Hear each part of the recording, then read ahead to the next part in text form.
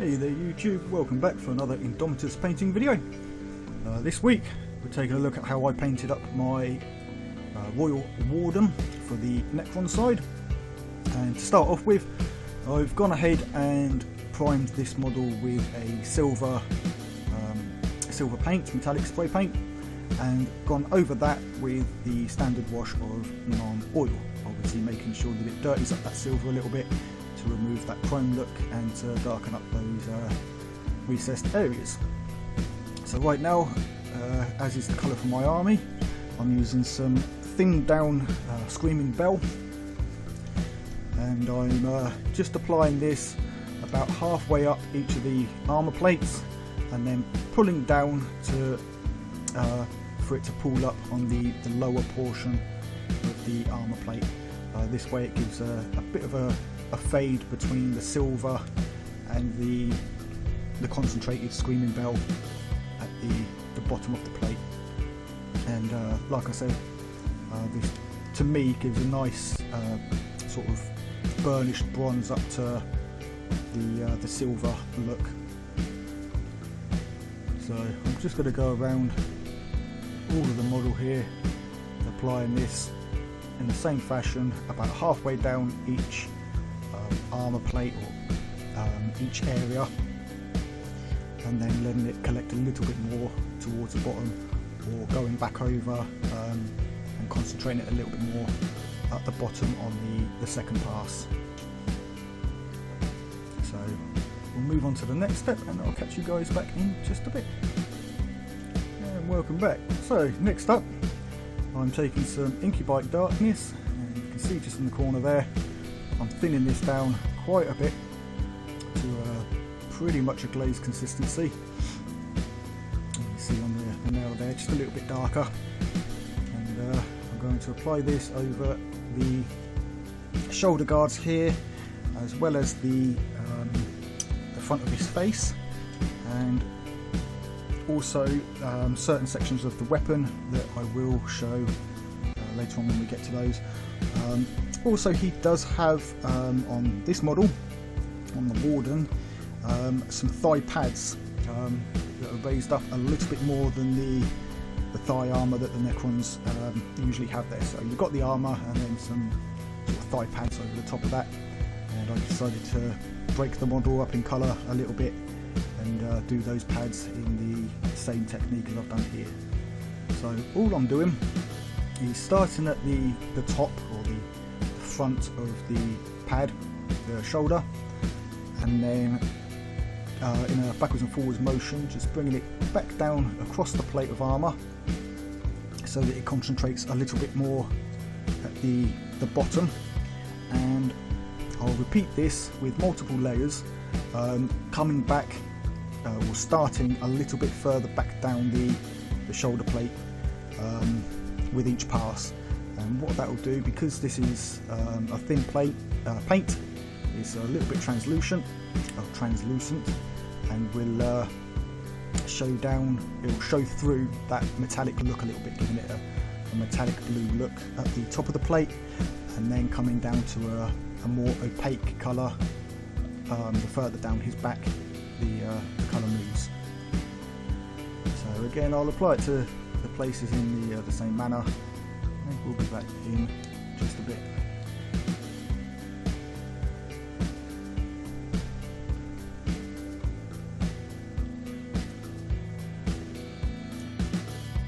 Okay, so the next step is for some Balthasar gold, and obviously this is going to be applied to the I'm not really sure what you would call it, but these skirt ribbon pieces that are coming off of his arm, so that I've got a bit more of a gold effect in there. So just giving these a nice thin coat of the Balthasar gold. The gold that I'm using here is a bit of an old one, and so being a metallic paint, it's tend to go on a little bit thick and gloopy, so I have thinned it slightly just to get it to apply easier. But if you're using a newer pot, then you may be able to get away with without watering it as much. Also, I am applying this obviously to the separate piece of skirt that will be attached later on, so if you're following along or anything, obviously don't forget to do that part as well. You'll also notice in the bottom left of the screen there that I've gone in with the Ink by Darkness and just covered the that part of the weapon there that you can see. So yeah, we'll be back in just a bit with the next step. Yeah, welcome back guys.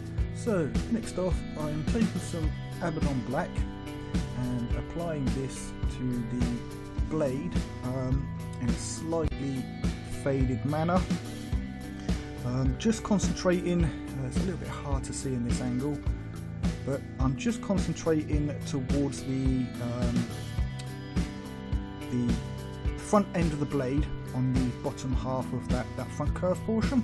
You can see it here, I'm just sort of pulling the thin down black towards the tip of the blade there, so that I can get a bit of a gradient going from that silver metal to dark black at the tip, and then on the flat front surface I'm doing it the opposite way. I'm starting about halfway in, so just where that bottom curve comes in, as you can see here, and then just pulling that back towards that circle tri bit area in the middle.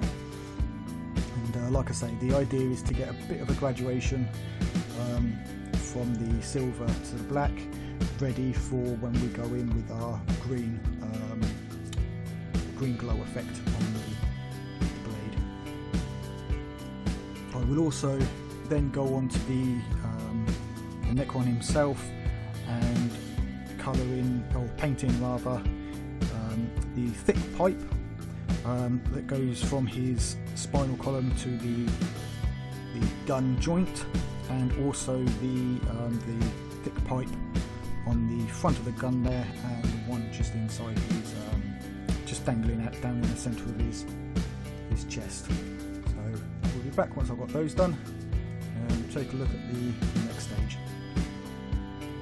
Okay, so next up I'm just taking some Whiteland Flesh Jade gloss, and I'm using the gloss version as this will leave a nice shine to these metallic gold areas. And I'm just applying this over all of the Balthasar gold on the skirt piece here, or whatever it's called, making sure obviously to concentrate it in those recesses, and also to get it just in the joins between each of these coffin type pieces, just to make them stand out a little bit. And once that's done, I'll then leave it to dry and come back for adding in some white for our next step. Just while we're at this angle, just like to point out here that you can see the Ink by Darkness effect on the shoulder there, where you've got the glow as the light is reflecting on that metallic sheen, and then you can see that it darkens up a little bit as we come further down the back. Lovely little effect, discovered by accident with the Ink by Darkness. I haven't tried it out with too many other colours yet, but basically if you can get it to thin down to a point where it's a glaze but still opaque. I know that's a little bit counter or contradicting, but you want basically so you can see the paint but also have that metallic sheen come through. Anyway, we'll let this dry and come back with the next step. Right, so next up I'm taking some white scar here and just applying it to the bottom curve of the pipe on the weapon here, and just trying to thin it and sort of fade it off a little bit as it goes into that black. So you can see I'm just rinsing the brush off slightly and then just wiping off some of the excess water on my wet palette, and then just fading off some of that still wet paint on the edges there. I also do this the same on the pipe on the back of the Warden in two different places, so there'll be a little bit of a gap between the two, just to give it that pulsing green effect, sort where it's coming through in pulses rather than one continuous glow. I just wanted something that look a little bit different to the normal straight glow in the middle. I'll also go and apply this to his eyes and the cavity in the chest, the 3 slots that he has on either side of his chest plate, and the same with the small metal tubing just below his chest. And obviously all of this is in preparation for the glow effect. Oh yeah, here I'm just applying it to the coils on the weapon. I'll also do the same for the 4 or 8 orbs as this in this case, but the orbs along each of the barrels for the weapon there, obviously on both sides, and getting it down into the lines that join them up as well. So I'll just get this done and meet you guys back here in just a moment. Right, so what you can see here is I've taken some Incubi Darkness and mixed this in, I'd say just a little bit more Incubi Darkness than non-oil, but otherwise around about 50-50. And then I've thinned that down with some water. Obviously the Incubi Darkness is going to thicken up that non-oil. You could probably do it with Abaddon Black, but I find that the non-oil is already thin and has a stronger pigment density than the or higher pigment than the Abaddon Black does if you were to thin that. So this way you don't need as much in ratio. And all I'm doing here is with the tip of the brush I'm just stippling. It's not a full stipple like you would if you were using a stippling brush or a damaged brush or something. This is just applying very fine dots, sparsely towards the silver area, not too much covering the silver, and then grouping them up and getting them closer and more of them down as we get lower down towards the bottom plate. On the area of the armour plate that is like a spine, I'm just fading that on that thin edge, just going from the silver to the incubi to the darker incubi at the bottom, just so that it blends in with the speckled pattern of the darkness applied. So now I'm just adding a little bit of the white scar that is already on my palette to get this to a little bit lighter, and just going back in and just to break up some of these dots a little bit and add a little bit more of a tone. I will then go back in with a thin glaze of the Incubi Darkness just over this lower area, just to then tone all that back in and bring it all together for a nice little effect on there. So I'll get on with this and we'll be back in just a bit. Okay, so next up I'm just taking some Sotek green and using the side of my brush, apologies for the camera angle here, there we go. I'm just edge highlighting all of the Incubi Darkness areas. So that's obviously the top and the bottom of the weapon, basically all edges. In terms of his back plate, I just do the outer edges, so the thinner outside edge that floats above his arm, and the spine. And what I do is sort of fade it off slightly as it starts to reach that silver area, so that it's a little bit more concentrated on the bottom and a little bit thinner on the top, which I will then go and chip in later with bits of silver just to break it up a little bit.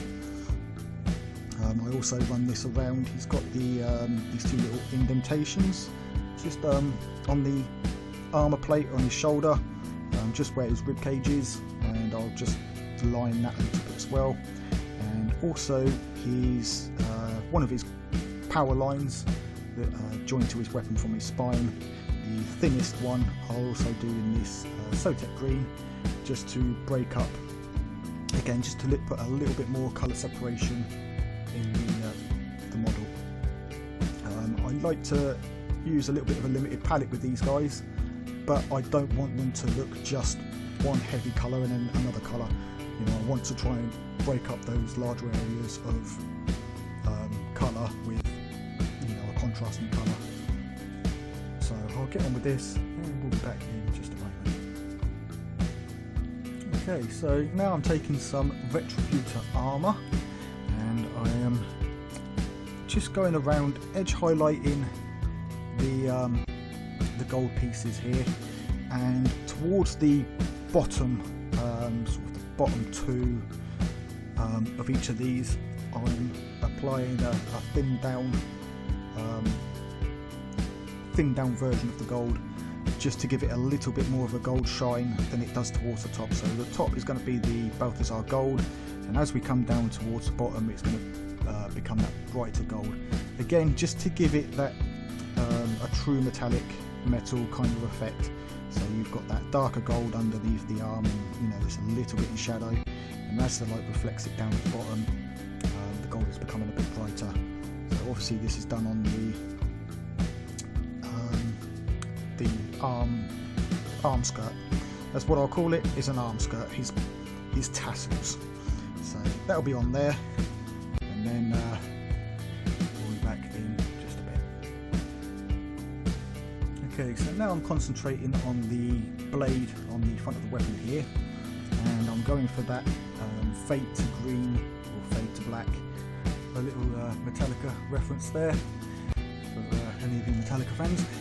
But anyway, so all I'm doing with this, again, this is thinned down a little bit more than a glaze, and starting at the opposite end to the black, I'm bringing it forward and just over, coming slightly onto the black, about halfway into the black area.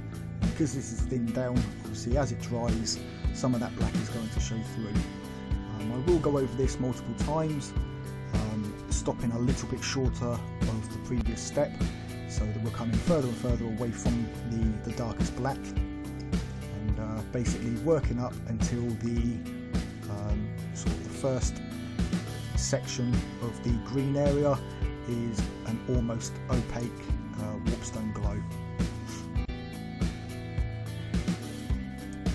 I will then also do this with the white areas on the pipe work.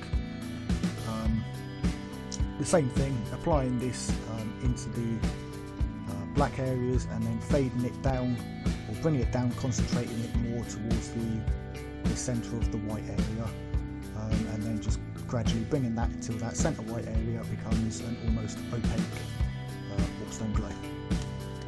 So I'll get on with that and we'll be back in just a minute.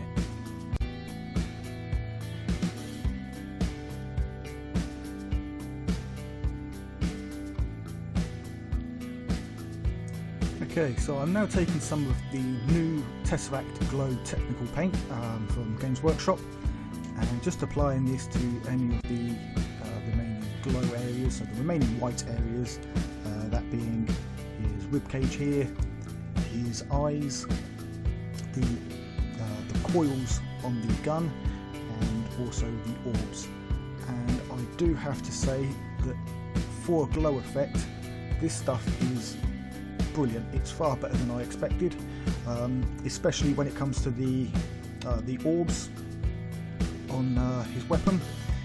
With that, if you use an opaque white on the top of the orbs, and then either a slightly grey in the gaps between them, so the thin lines, when this washes in there, the white becomes, or the opaque white becomes a little bit more of a yellow tint to it, and then those lines have that slightly darker, a little bit more green tint to them, and it just gives a brilliant glow effect. So I highly recommend this one if you're doing a Necron army or anything that wants that kind of glow effect. So I'll just get on with this and we'll move on to the next step. Okay, so working back on the blade of the weapon, I'm now taking some thinned down Moot green and applying this in the same way that I did with the Warpstone glow, only this time, instead of going into the black, I'm starting about halfway into the Warpstone glow and bringing this right to the point where I want that brightest point to be, and then as you can see just a little bit on the outside bits that stick out from that tri-point circle in the centre of the blade, at the back of the blade there. And obviously I'll do this with a few passes, moving back each time so the area that I'm painting it gets smaller and smaller, and that will bring that up to an almost bright point green on the tips. And then I'll also go into the piping and do that the same, just in the centre. And you can see here I've just mixed in with a little bit of black just to darken it up so that I can get a little bit more of a blended fade on the dark area of the blade there, and then I'll fade that back in. I just wasn't quite as happy with the fade part. You'll also notice that I've now attached the cloak and the weapon to the model as the figure himself is finished, and now I'm just applying some of the final touches.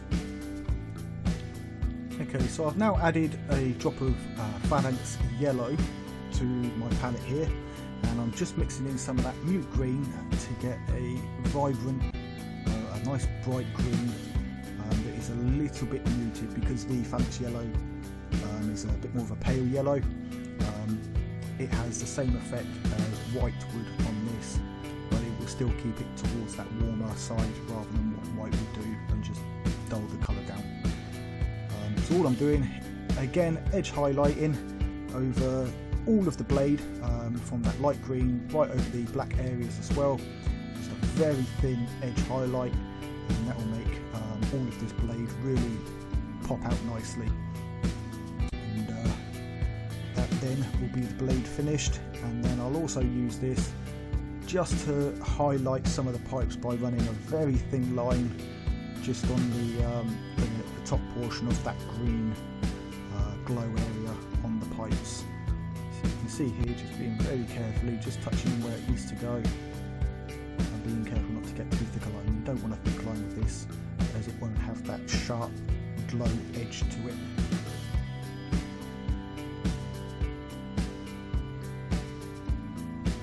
Okay, so at this point the model is about 99% done, and I'm now just going in and adding some final little details.